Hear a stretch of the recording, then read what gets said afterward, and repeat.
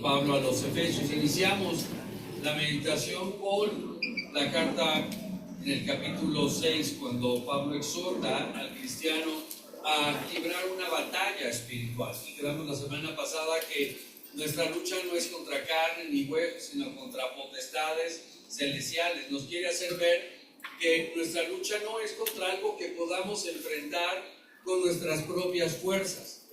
Nos invita a reflexionar que nuestra batalla no depende de nuestras capacidades o habilidades ni de nuestra fortaleza. Nos invita y nos llama a que tomemos la armadura de Dios, tomarla en el día malo para enfrentar al enemigo. Así es que hoy continuamos con esta serie de meditaciones. El día de ayer recibiste la invitación del tema, y cada domingo ustedes reciben al terminar el culto la exégesis, el bosquejo completo de la meditación, porque parte de nuestro método de enseñanza en esta iglesia, que creemos es el correcto, es que no solamente el predicador, el maestro, te pueda transmitir ciertas herramientas, ciertos conocimientos, para que tú, a través del Espíritu Santo que vive en ti, pueda llevarte a un profundo y mayor conocimiento de lo mismo. Quiero solamente tomar unos 2 o 3 minutos para hacer algunas acotaciones que considero son importantes. Algunos hermanos no distinguen bien la diferencia entre una clase de estudio dominical como la que hay a las 10 de la mañana. No ven la diferencia contra la hora, no es un desayuno, es una hora de empatía, y no ven la diferencia contra un culto como este o la clase entre semana. Así es que preparé algo que no me lleva más de 3 minutos, pero creo que es muy importante ver que cada una de estas actividades, la escuela dominical, el culto y el estudio bíblico entre semana, tienen el mismo propósito: ayudarte a conocer a Dios de una manera práctica, pero tienen un método y una pedagogía diferente. Y es importante que lo sepas. Algunos se me dicen, nos gustaría más versículos bíblicos a la hora del culto. Es que el culto dura la predicación 30 minutos. No se puede ir a la profundidad de una clase. Así es que miren, los vamos a mandar en la semana. Pero ¿cuáles son las diferencias pedagógicas entre la clase de escuela dominical, el culto y la escuela y la clase de los entre semana? La escuela dominical tiene un enfoque pedagógico basado en la didáctica y en la formación de los individuos, de los cristianos. El método son lecciones materiales, preguntas y respuestas. La meta es transmitir conocimiento bíblico estructurado y aplicado. La audiencia, o sea, los que lo tomamos, estamos divididos de acuerdo a nuestro conocimiento bíblico y crecimiento espiritual. Y la diferencia clave es la clase académica. En la mañana es una clase pedagógica, como en una escuela. En el culto es diferente. El enfoque pedagógico es experiencial, basado en la experiencia, en la exégesis y en la exegética, y devocional. El método es la predicación, la oración, la música y los testimonios. Y la meta es formar en adoración y obediencia comunitaria. Aquí la audiencia es toda la iglesia junta. Y la diferencia clave es la experiencia comunitaria de adoración. Por eso digo que en esta hora adoramos todos juntos, sin importar el nivel de conocimiento y tiempo en el Evangelio. Y entre semana, los grupos que nos reunimos, el enfoque pedagógico es también diferente. Es relacional y práctico.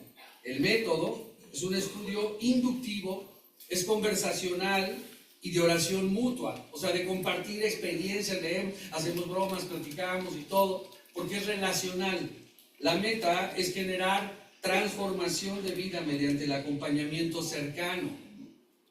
La audiencia son pequeños grupos empáticos que permiten, por las distancias, los lugares y todo, hacerlo de manera más eficiente. Y la diferencia clave con las otras dos que acabamos de ver, que la escuela dominical y el culto, es el espacio de aplicación práctica y de discipulado. Así es que si tú ves y entiendes esto que vamos a mandar, verás que no es lo mismo, ni puede ser lo mismo, ni la cantidad de versículos bíblicos, ni el enfoque pedagógico entre clase de escuela dominical, culto y la clase entre semana. Por eso tienes que ir a los tres. Si vas nada más a uno, te quedas con una tercera parte. Si vas a dos, tienes 2/3 partes.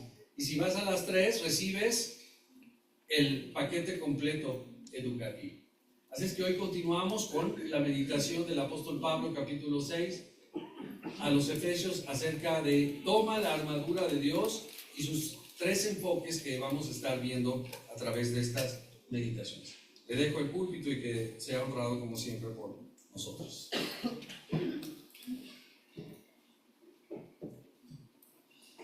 Gracias, pastor. Hermanos, les invito a tener abierto el pasaje bíblico, sus Biblias, hermanos, en el capítulo 6 de Efesios, y vamos a enfocarnos hoy en los versículos 14 a 17. Sin embargo, vamos a leer todos los 10 versículos del 10 al 20. Así que manténganlo abierto del 10 al 20, hermanos. Estamos concluyendo esta carta. El apóstol Pablo nos ha escrito deberes que tenemos que cumplir, directrices claras, y ahora nos quiere mostrar cuál es la fuerza, dónde está la fuente de la fortaleza que necesitamos para cumplir estos deberes, que no son nada sencillos, hermanos, pero en el Señor todo se puede. Así que la fortaleza viene del Señor, y el pastor la semana pasada nos hacía una introducción de la fuente de esta fortaleza, y la fuente, la primera instrucción que nos da el apóstol es permanecer adheridos a esa fuente, hermanos. Estamos hablando de una lucha espiritual real. Estamos hablando de algo que sucede, hermanos, porque este mundo, dice la palabra, está bajo el maligno. El mundo entero está bajo el maligno. Así que cuando se nos llama a buscar fortaleza, a fortalecernos en el Señor y a luchar contra las huestes espirituales de maldad, lo primero que nos están instando, hermanos, es a resistir, a mantenernos firmes cuando viene la oposición, cuando viene el desánimo, cuando vienen las grandes luchas del cristiano en este mundo, hermanos. Hay fuerzas espirituales actuando para que tu fe decaiga.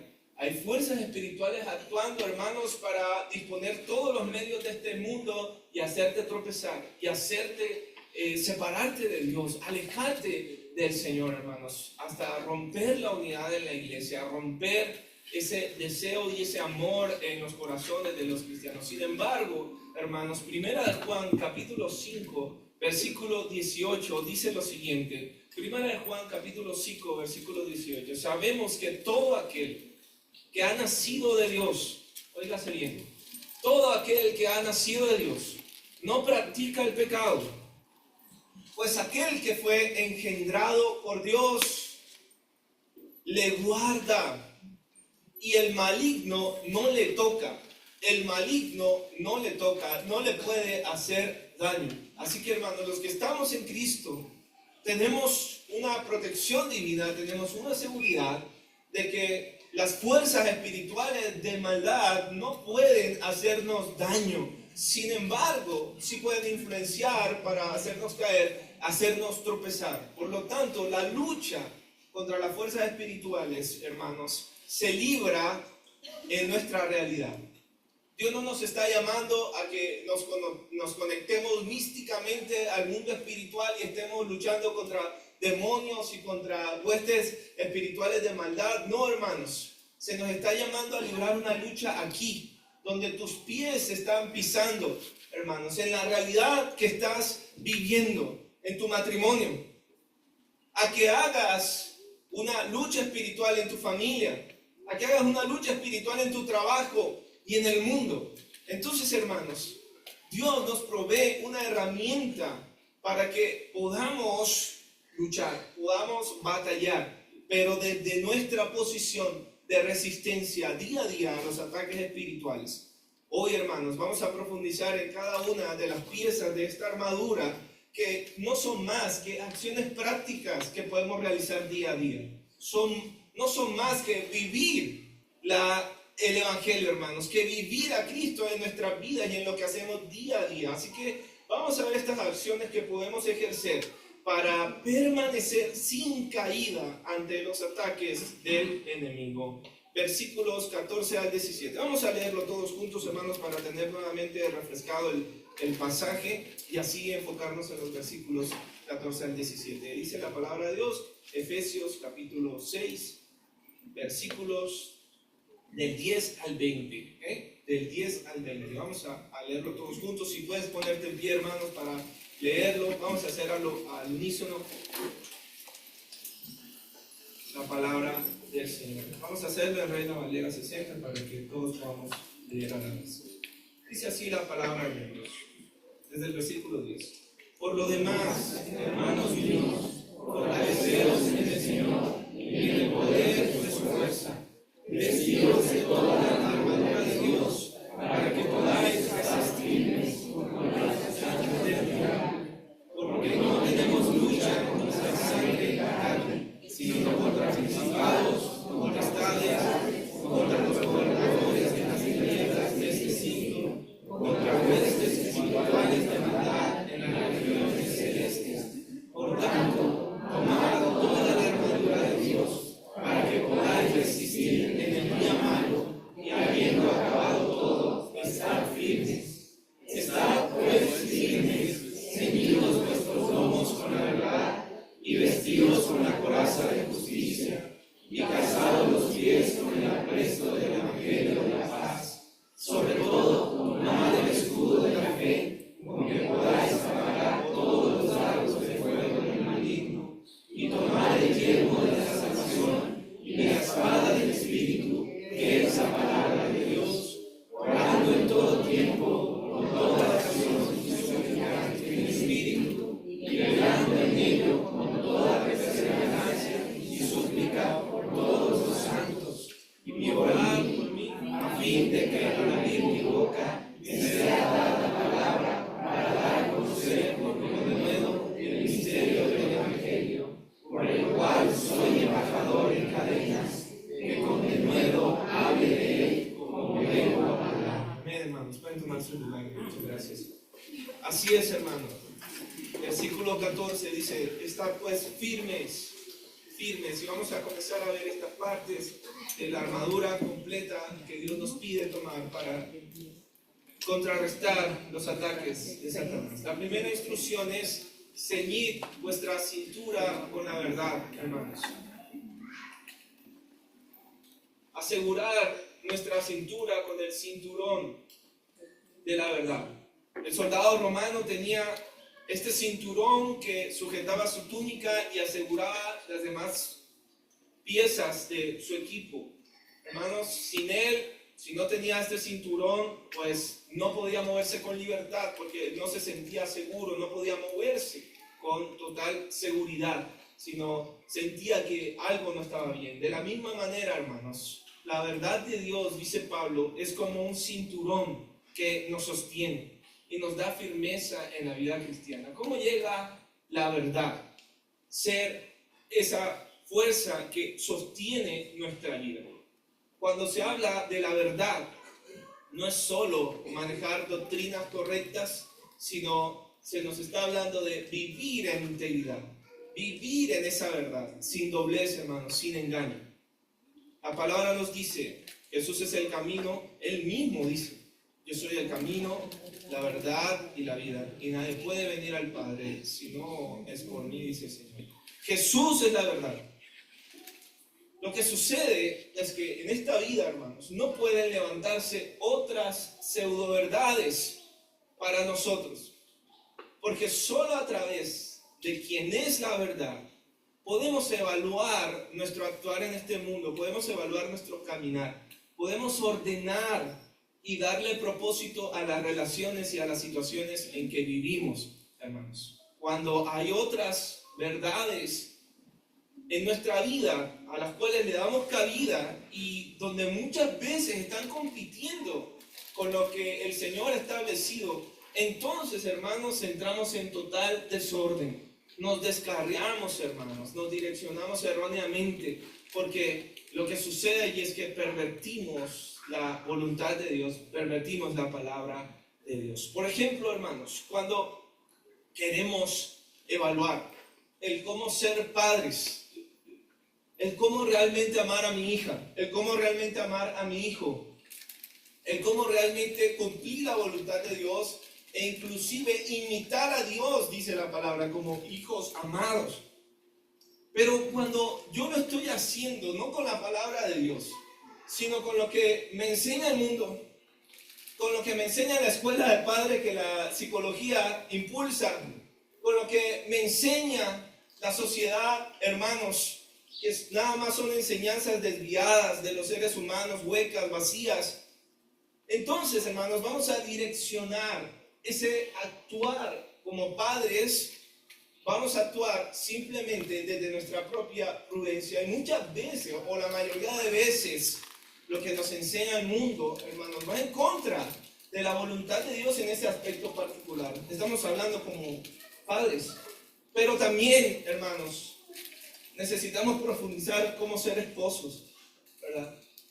Todos nos casamos, estamos felices, estamos enamorados, y en algún momento empieza la cuestión a cambiar de color y decimos, oye, pero esto estaba rosita, estaba hermoso y ahora empieza a tomar otro color diferente, y nos damos cuenta que necesitamos profundizar en qué pasa, cómo soy un esposo, cómo soy un líder de mi hogar, cómo soy un maestro, cómo soy un sacerdote de mi hogar, cómo puedo nutrir a mi esposa. Y luego la esposa dice, ¿y cómo me puedo sujetar a este cabezón, verdad?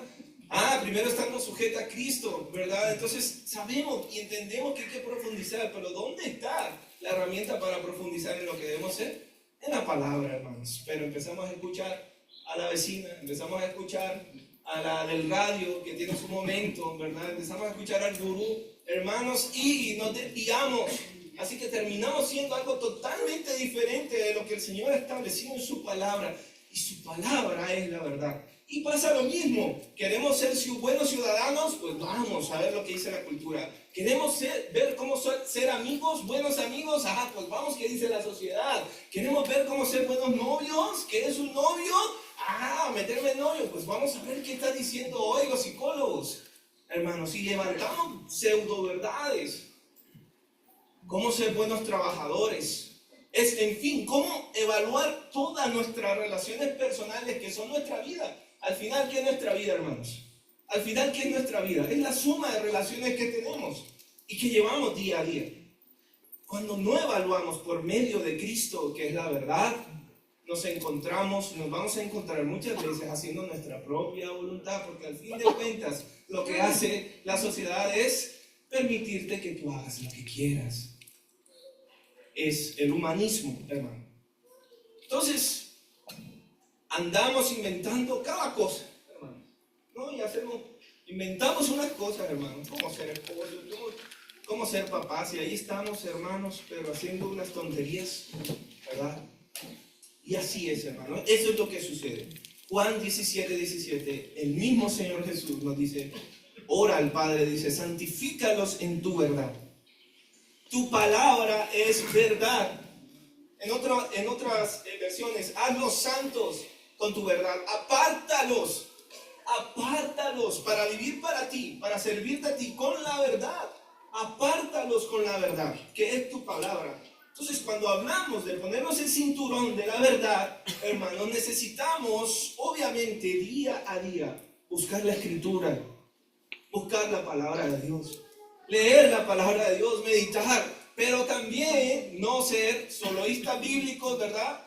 No solamente ser el que se sabe de memoria los versículos, sino responder con sujeción a eso que me está hablando la palabra de Dios. Porque si hoy yo estoy buscando dirección en cuanto a cómo ser un buen esposo, y dice, bueno, tú eres cabeza, así como Cristo debe ser tu cabeza, y tú debes amar, tú dices, bueno, ya lo leí, cumplí hoy con mi lectura, ¿verdad? No, estar en la verdad es sujetarte, entonces tomar las medidas necesarias para corregir tu andar y ubicarte a eso, hermanos.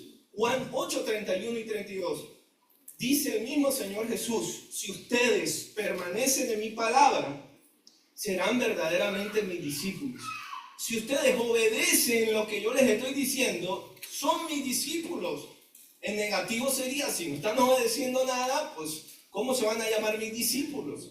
Y dice el versículo 32, entonces, solamente entonces, practicando mis mandamientos, practicando mis directrices, conocerán la verdad.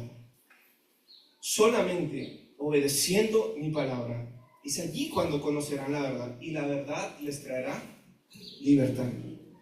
Y la verdad les traerá libertad.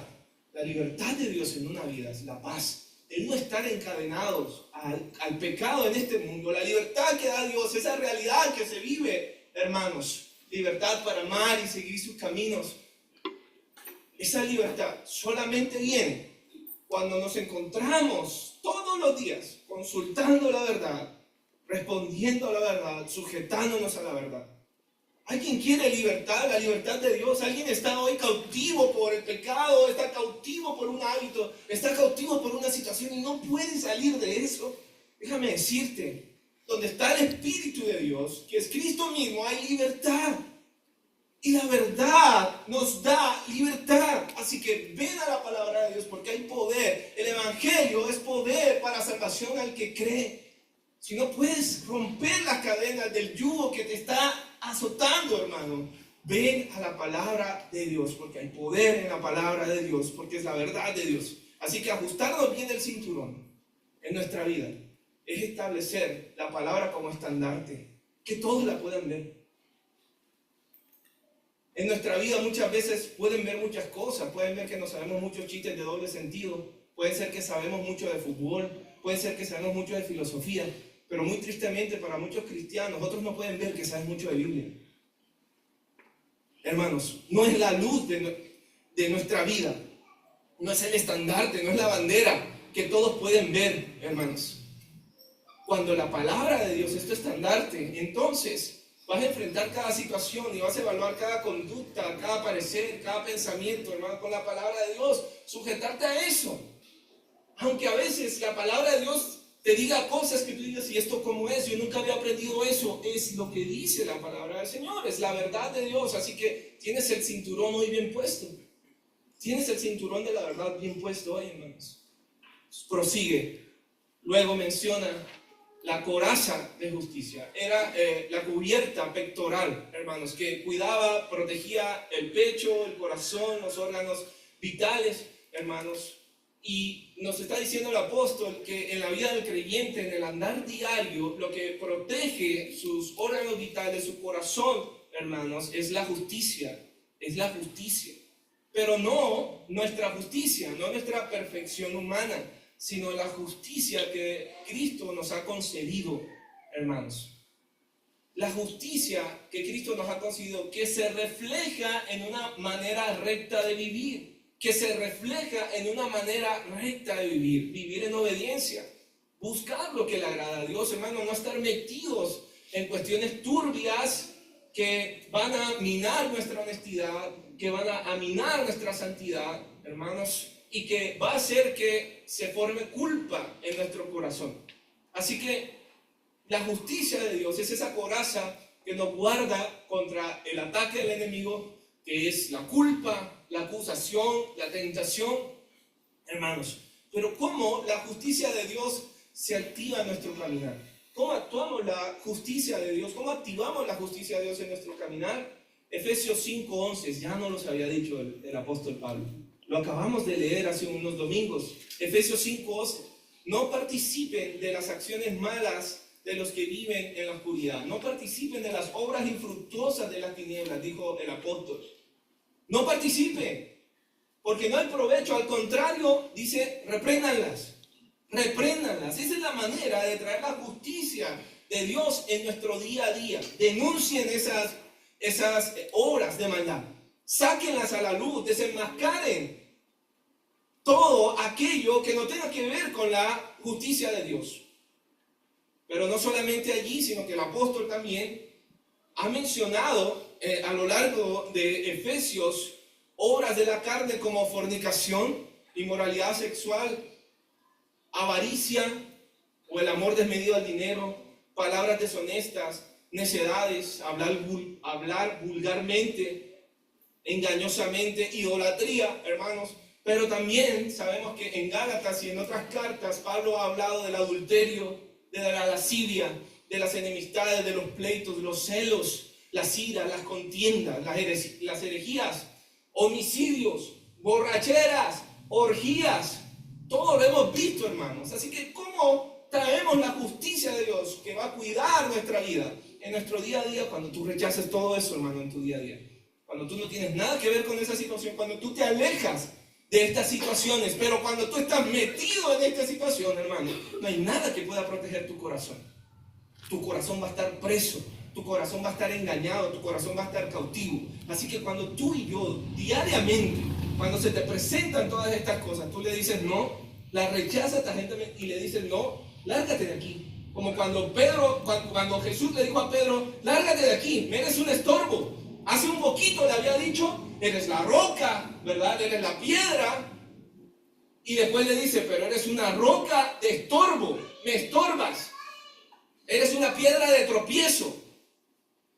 Así de tajante tenemos que ser cuando se levanta la injusticia, cuando se levanta la maldad y decir, quítate porque me estorbas, me estorbas. Yo no tengo nada que ver con eso. No tengo que ver nada con el adulterio, no tengo que ver nada con la mentira. Me estorbas. Así es cuando usamos bien nuestro pectoral de la justicia de Dios y nuestro corazón es guardado para obedecer al Señor. Nuestra mente, nuestros pensamientos están ungidos con la pureza y la justicia de Cristo. Pero continúa, tenemos otras herramientas. Hay un calzado. Dice el calzado del apresto del Evangelio de la paz. ¿Qué es el apresto, hermanos? El apresto es la disposición de predicar, estar listos, estar dispuestos. Y nos dicen, cálcense bien con esa disposición todos los días para estar firmes, para estar seguros. La sandalia del romano tenía unas puyas, ¿verdad? Unos clavos que lo tenían firme, que no le hacía resbalar en momentos donde estaba resbaladizo. Y el Evangelio, dice el apóstol, la disposición de predicar el Evangelio es esa misma estabilidad que tiene el cristiano en su vida. Nada más puede producir esa estabilidad, ¿estás seguro? Porque el Evangelio es poder de Dios para salvar. Y dice, calzado los pies con el Evangelio de la paz. ¿Cuál es esta paz? Sabemos que estamos en paz con Dios. Y cuando estás en paz, eso da firmeza. ¿Sabes a dónde vas? Pero también necesitas disposición para llevar esa paz a otros. Así que el creyente no solamente resiste, sino que está listo para compartir las buenas nuevas, aún en oposición. ¿Qué es el Evangelio de la paz? Hay dos citas bíblicas, hermanos, para que tú comprendas totalmente, y si te la aprendes, vas a saber qué es el Evangelio de la paz y vas a compartirlo, vas a estar listo para compartirlo. Uno es Romanos 5, hermanos, Romanos 5, y el otro es Colosenses 1, 18, desde el 18. Así que vamos a Romanos 5, versículo 1. Dice, justificados pues por la fe, tenemos paz para con Dios por medio de nuestro Señor Jesucristo. Es el Evangelio. Podríamos dejarlo allí y ya sabemos. Pero dice el versículo 8 de Romanos 5. Mas Dios muestra su amor para con nosotros en que siendo aún pecadores, Cristo murió por nosotros. Versículo 9. Pues mucho más estando ya justificados en su sangre, por Él seremos salvos de la ira. ¿Cuál ira, hermano? Ya lo hemos visto. La justicia de Dios. Porque si siendo enemigos fuimos reconciliados con Dios por la muerte de su Hijo, mucho más, estando reconciliados, seremos salvos por su vida. Ese es el Evangelio, hermano. Y miren lo que dice en Colosenses 1, desde el versículo 18. Dice así, y Él es la cabeza del cuerpo, que es la iglesia. Sabemos que está hablando de Jesús. Él que es el principio, el primogénito de entre los muertos, para que en todo tenga la preeminencia. Ese Jesús, y ese debe ser Jesús en nuestra vida. Y mira lo que dice el versículo 20 de Colosenses 1. Y por medio de Él, reconciliar consigo todas las cosas, así las que están en la tierra como las que están en los cielos, haciendo la paz mediante la sangre de su cruz. Haciendo la paz mediante la sangre de su cruz. Hermanos, este es el Evangelio, que tú y yo debemos estar listos. Debemos tenerlo listo y debemos estar listos para compartir. Nos da estabilidad, hermano, el Evangelio de la paz. Compartirlo nos hace que estemos en un camino seguro, porque ningún cristiano, ninguno que se dice cristiano, hermanos, puede leer estas cosas. Lo que acabamos de leer es hermoso, hermanos. Ninguno puede leer Romanos 5 y puede leer Colosenses 1, hermano, y darse cuenta de lo que tenemos en Cristo, de lo que Cristo ha hecho por nosotros, y que decimos amén, aleluya, y cantamos una alabanza y desbordamos de amor hacia Dios. Nadie puede estar leyendo esas cosas, hermano, conocerlas, entenderlas y no sentir la necesidad de compartirlo. Y ver a tu esposo en oscuridad, y ver a tu esposa en oscuridad, tus familiares en oscuridad, cautivos del príncipe de la potestad del aire, que es el espíritu que actúa en los hijos de desobediencia, hermanos, y no tener disposición de compartir. ¿Y cuál es siempre la primera excusa para no compartir? Es que no sé la Biblia, es que no sé predicar. Hermanos, vemos claramente cuál es el Evangelio de la paz. Así que el que está diciendo, no, yo no comparto porque no sé, realmente en el fondo lo que está tratando de decir es que no está caminando en ese Evangelio. Es que no está viviendo ese Evangelio. Porque Cristo, cuando tú lo lees, hermano, no puedes encontrar más que identidad. Más que darte cuenta y reflejarte y decir, este soy yo. Esto es lo que Cristo ha hecho por mí. No puedes más que eso, hermanos. Dar propósito. Este es el propósito de mi vida. Por eso Pablo decía, para mí el vivir es Cristo. Para mí el vivir es Cristo. Por eso Pablo decía, ya no vivo yo, sino Cristo vive en mí. Él es el camino. Cuando tú entiendes el Evangelio, sabes cuál es el camino, lo conoces, y lo más natural es cuando ves que otros están por un camino de muerte, que van al precipicio de la condenación, tú decirles, por favor, como si por medio de nosotros Dios rogase, por favor reconcíliense con Dios, vas a la muerte, vas a la condenación. Entonces, hermanos, colocarse el Evangelio, colocarse el calzado del Evangelio, para tener firmeza, es siempre estar dispuesto a compartir con otros a Cristo. Siempre, no desperdicies las oportunidades.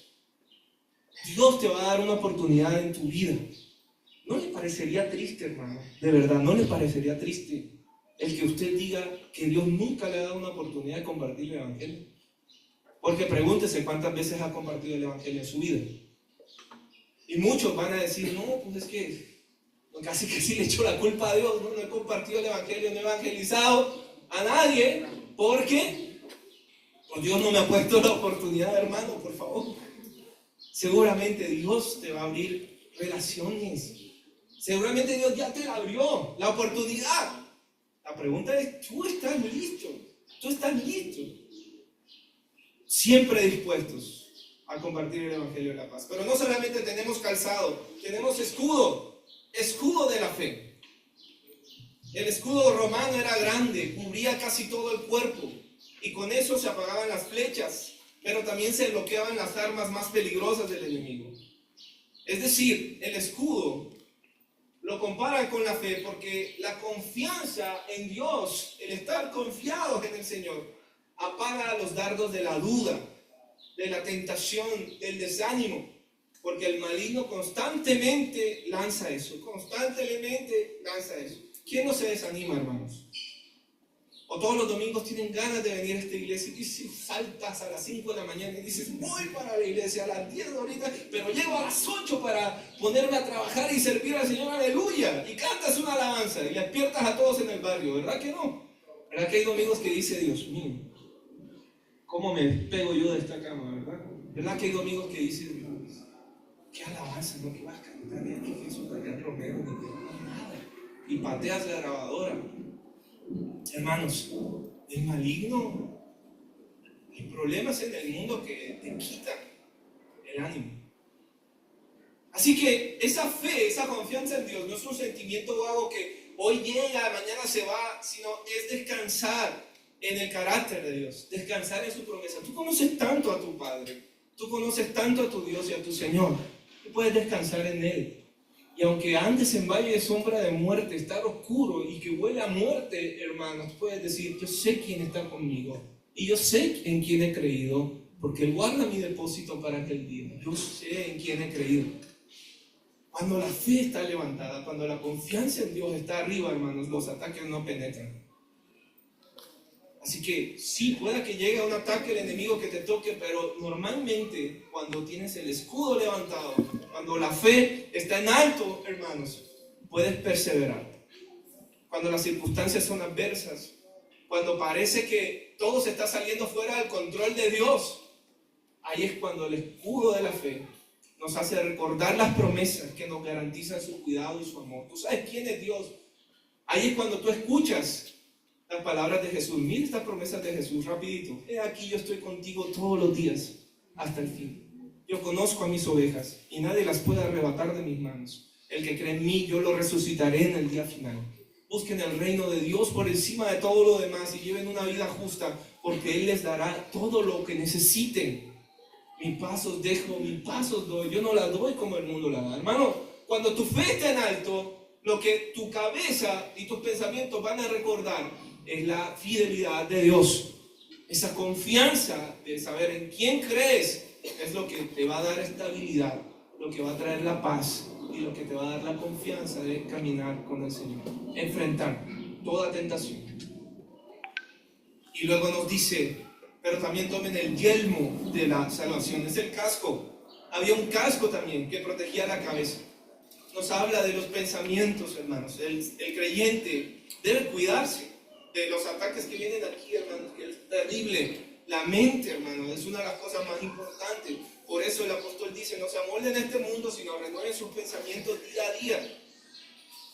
Esa salvación, la salvación que Dios nos ha dado, es, hermanos, la protección que tenemos contra nuestros pensamientos. La salvación protege la mente del creyente. ¿Cómo lo hace? ¿Cómo lo hace? ¿Cómo con la salvación nos ponemos un casco para proteger nuestros pensamientos, hermanos? Ya que cuando tu vida está segura en el Señor, no hay confusión. Cuando tú caminas en confusión, cuando tú caminas en temor, cuando tú caminas, hermano, que todavía tienes dudas en Dios, entonces no hay seguridad. Mire, Satanás va a venir y te va a decir, con que Dios te ha dicho, con que Dios te ha dicho, ¿verdad? No sabes, es que no sabes, no conoces ni la Biblia todavía. El Señor, con la salvación, guarda nuestros pensamientos, porque la esperanza del Evangelio cubre nuestra mente, hermanos, y nos permite enfrentar con seguridad. La seguridad de la salvación es convicción, es identidad. Tú sabes quién eres, tú no eres un extraño, tú eres un hijo. Y nos permite, hermanos, cambiar esa realidad y esos pensamientos y enfrentar cada situación, sabiendo que tú le perteneces al Señor. Le perteneces al Señor. Soy tuyo, Señor. Este casco protege nuestros pensamientos, porque evita que divaguemos en confusión. ¿Será que soy cristiano? ¿Será que no soy cristiano? ¿Será que soy hijo de Dios y estás en una inseguridad? ¿Será que estoy en la iglesia correcta? ¿Será que no lo estoy? Primero a los Corintios 14:33 dice, Dios no es Dios de confusión, sino de paz. Dios no es Dios de confusión, sino de paz. Hermano, cuando la salvación llega a tu vida, hay total libertad. Así que ponernos el casco cada día es descansar en lo que Cristo ya ha hecho por ti.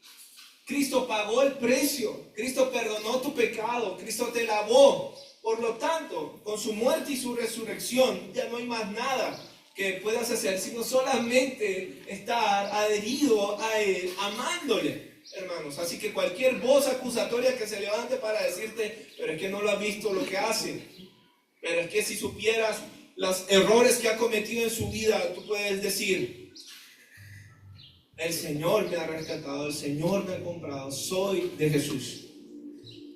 Y finalmente, nos aparece La única pieza descrita como un arma ofensiva es la espada. La espada, pero nos dice de quién es la espada. Del Espíritu. ¿Por qué la espada es del Espíritu? Vamos a entenderlo. La espada romana era corta y era diseñada para ataques precisos. Hermanos, la palabra de Dios, dice la Escritura, cumple la misma función. Corta, penetra, defiende, confronta. Entonces, no basta conocer la Biblia de memoria. No se está hablando de esto, no se está diciendo esto. La espada del Espíritu no es, me sé ya 200 versículos, sino es usar la espada, saber usar. Le decía Pablo a Timoteo, traza bien la palabra de verdad, utilízala bien. Siendo hacedores, no tan solamente oidores, hermanos. Proclamarla y aplicarla en la vida diaria. No solamente escuchen, ponla en práctica. Pero ¿por qué entonces la Escritura es la espada del Espíritu? Juan 16:13 nos dice, es el mismo Señor diciendo, cuando venga el Espíritu de verdad, miren cómo lo menciona, cuando venga el Espíritu de verdad, Juan 16:13, Él os guiará a toda la verdad. ¿Se dan cuenta, hermanos? Nos guía la palabra, que es la verdad, porque Él es el Espíritu de verdad. Por eso, la palabra es la espada del Espíritu. Porque con la Escritura podemos destruir, hermanos. Con la Escritura podemos derrumbar todo argumento que se levanta en contra del conocimiento de Dios. Tomar la espada cada día implica necesariamente, entonces, que tienes que citar la Biblia, por favor. Tienes que hablar de la Biblia. Tienes que hablar de la Escritura. ¿En cuántas de tus conversaciones hablas de la palabra de Dios? ¿En cuántas de tus conversaciones tú dices, uy, acabo de aprender algo nuevo que no había visto? Acabo de leer algo nuevo que me sorprendió. Consultarla día a día. Aquellos hermanos que no agarran la Biblia sino solo el domingo, y porque por ahí va a estar el pastor diciendo, a ver, abran sus Biblias, caramba, que les dije que las trajeran. Y en físico, no en celular, a ver, muéstrenlas. Y solo por eso la traen, pero entre semanas se les olvida, la tienen empolvada, no saben dónde la dejaron, hermanos, no la consultan, no la utilizan, no les sirve para más nada, ni para pisapapel, hermanos. Aquellos no tienen con qué defenderse, no tienen con qué atacar ningún argumento que se levanta contra la verdad. Y están vulnerables para ser llevados por cualquier viento de doctrina, por cualquier filosofía hueca que hoy se nos presenta y llevarnos a confusión que generan las mentiras de este mundo. Confusión, hermanos. Eso es estar sin la palabra de Dios, sin espada. Por el contrario, hermanos, estar listo con la espada en mano es amar la Escritura. Cuánto amo yo tu ley, Señor. En ella medito de día y de noche. Es mi delicia. Yo encuentro descanso. Yo encuentro paz, pero también encuentro sabiduría. Pero también encuentro fortaleza. También encuentro consuelo, Señor. Tu verdad, Dios. Hermanos, en los versículos 14 al 17 hemos visto este recurso del Señor llamado la armadura. Y nos damos cuenta que la armadura de Dios no es otra cosa, hermanos, que Dios mismo. La armadura del cristiano no es otra cosa que ser cristiano. No es otra cosa que vivir el evangelio, la verdad, la justicia, la paz, la fe, la salvación, hermanos. Son realidades que se viven en Cristo. ¿Y dónde las vives? ¿Las vas a vivir allá en el cielo o dónde las vas a vivir, hermanos? ¿Dónde? En el terreno espiritual. ¿Dónde las vives, hermanos? ¿Dónde usas la Biblia? ¿Dónde te mantienes defendiéndote contra las mentiras de Satanás? ¿En dónde, hermanos? En tu vida, en tu día a día. Así que no es un acto místico, ¿no? Hoy me pongo el casco, hoy me quito esto, hoy agarro la espada. No, hermanos, no. Es tomar cada día las promesas de Dios y obedecerlas. Es recordar quién eres día a día, en cada momento, cuando te ven y cuando estás allá solo con esa persona. Cuando te están viendo y cuando estás ahí solo haciendo lo que puedes hacer sin que nadie te vea. Entonces, la lucha contra las huestes espirituales de maldad es cierta. El mundo entero está bajo el maligno. Satanás gobierna este mundo y va a hacer todo lo posible para que tú desobedezcas a Dios, que tú te apartes de Dios. Pero a nosotros no se nos está enviando como el arcángel Miguel a pelear contra Satanás, a echarlo, a amarrarlo, a llevarlo a la profundidad del abismo, a patearlo. No, hermanos, a nosotros se nos manda hacer lo que nos corresponde. Lo que nos corresponde en nuestro entorno, en nuestra realidad, en tu día a día. Dios no te va a mandar a hacer lo que no puedes hacer, te manda a hacer lo que tienes que hacer. Y lo que tienes que hacer te espera ahorita que salgamos. Te espera, ahí está lo que tienes que hacer. Así que, hermanos, es en este mundo, es en el día a día. Y el texto insiste, toma la armadura completa. Porque un soldado que lleva casco pero no escudo es vulnerable. Así que un creyente que tiene la espada, conoce la palabra, pero no tiene la coraza de justicia, o habla de paz, pero vive en mentira, está dejando las puertas abiertas al enemigo. Así que, hermanos, es integral a lo que Dios nos está viviendo, vive como un hijo de Dios en este mundo. Eres un luminar, eres un hijo de Dios. Es importante, hermanos, que todas estas imágenes es tanto defensivas como activas a la vez. Yo no sé cómo en la cabeza de algunos puede caber que la vida cristiana es una vida pasiva que se traduce y termina en venir los domingos a la iglesia por 2 horas y el resto de la semana perderse de la vida que Dios tiene para ti. Hermanos, la vida a la que el Señor nos manda es un estado de proactividad. Es un mantenerse firme haciendo lo que te corresponde. Así que resistir no es pasividad. Nadie tiene que ser pasivo aquí, hermanos. Nadie tiene que pensar, dice, no, pues es que yo no tengo ningún ministerio, yo no hago nada en la iglesia, hermano. Dios está llamando a una actitud de que cada día puede ser un instrumento fiel en las manos del Señor, usando cada recurso que Él provee. Y nos falta un recurso más que Dios nos ha dado, porque no solamente la armadura. Vamos a terminar los versículos hablando de la oración. Y vaya que nos falta, hermanos. Y vaya que nos falta. Por último, quiero decir algo importante. Cuando se habla de un soldado, hermanos, casi nunca se habla de un soldado solo, ¿no? No eran como escoltas particulares. Aunque sí los utilizaban en esa función, había soldados porque había un ¿qué? Un ejército. Así es, hermanos. Entonces, un ejército se protege mejor cuando cada soldado está listo. Si tú y yo estamos siendo llamados como soldados que necesitan protección y poder, hermanos, se está hablando de la iglesia. Y la iglesia permanece firme cuando cada creyente que la conforma está viviendo en integridad, está viviendo en la verdad, en la justicia, en la fe. Cuando está predicando, cuando está haciendo lo que debe hacer. Así que la fortaleza de uno sostiene al otro. Hermanos, para que nos demos cuenta que nuestra vida es una vida de comunidad. Tú no puedes estar diciendo, ya soy un experto en la espada, ya manejo la Biblia, ya me sé todo, ¿verdad? Y tengo la fe a mí, y tu hermano, el que está al lado, está con luchas, está en derrota, está en pecado, está alejado de Dios. Y tú decir, pues allá él no. Hermanos, somos la iglesia. La fortaleza de uno va a sostener al otro, porque nos cansamos.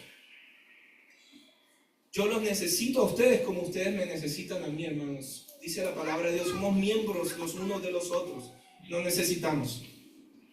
Así que, aunque cada persona debe vestirse con la armadura de Dios, la lucha es de todo el cuerpo, hermanos.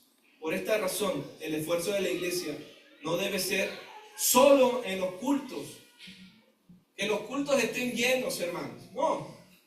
Sino que cada miembro se encuentre caminando hacia la madurez y la santidad en Cristo, siendo un instrumento útil que sirves, eres de servicio en la obra de Dios, anunciando el Evangelio, haciendo discípulos para el Señor, perseverando con los santos en la oración, en la comunión, en la doctrina, perseverando.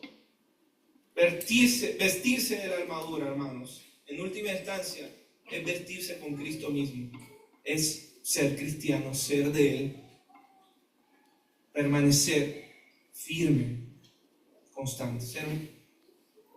Hermanos, pidámosle al Señor que Él nos ayude a vivir cada día como lo ha dispuesto. No es una vida de ocio, hermano, es una vida de pues es que no tengo nada que hacer, no hay nada que hacer. No infructuosos, no desperdiciando el tiempo, sino proactivos, con una tarea, con la herramienta bien puesta, Señor. Así que yo te invito, si has estado luchando, si has estado teniendo batallas, pero no puedes decir que eres un victorioso en Él, sino que has estado de derrota en derrota, hermano, yo te invito a que te entregues al Señor. Ora conmigo, Señor, haznos entender de eso, que esta no es una vida, Señor, donde no hay nada que hacer, donde mi única actividad, lo máximo que hago es ir a la iglesia, a un culto, es lo máximo, y eso si me da el tiempo, y eso si no me sale otra actividad más importante. Haznos entender, oh Dios, que tú me llamas, me capacitas y me das las herramientas para que yo cumpla un rol específico, una tarea en este mundo. Y una de esas es luchar, permanecer firme, perseverar, sostener a otros. Soy una parte esencial del ministerio de Dios en este mundo. Señor, capacítanos. Permítenos ser instrumentos útiles en tus manos, no vasos de deshonra, Señor, sino de honra, útiles. Cada uno tiene una misión. Señor, que cada hijo tuyo en esta iglesia no sea un ocioso, no sea alguien que no tiene identidad y que no comprende, sino que cada uno en esta iglesia sepa exactamente a lo que los has llamado y que tenga victorias en ti, Señor. Que pueda decir, que cada uno que está aquí en sus luchas pueda decir, todo lo puedo en Cristo. Que cada uno pueda decir, yo soy más que vencedor en Cristo mi Señor. Que cada uno que está aquí pueda decir, yo prosigo la meta, no retrocedo por nada, siempre creciendo, para atrás nunca, jamás volveré a una vida donde yo no tenía nada que hacer, donde andaba sin identidad, sin propósito y nomás golpeaba mi corazón, golpeaba mi pecho en remordimiento, pero no hacía nada por cambiar. Hoy le podemos decir a Jesús, somos tuyos, Señor. Somos tuyos, Señor. Habla que tu siervo oye. Habla que tus siervos oye. Habla que tus ovejas oyen hoy. Yo conozco a mis ovejas. Ellas oyen mi voz y me siguen. Señor, que podamos vivir la realidad que tú describes para tu iglesia. Y no, Señor, nos amoldemos a este mundo. Oramos en ti, que hoy podamos tener toda la armadura de Dios para resistir. Amén.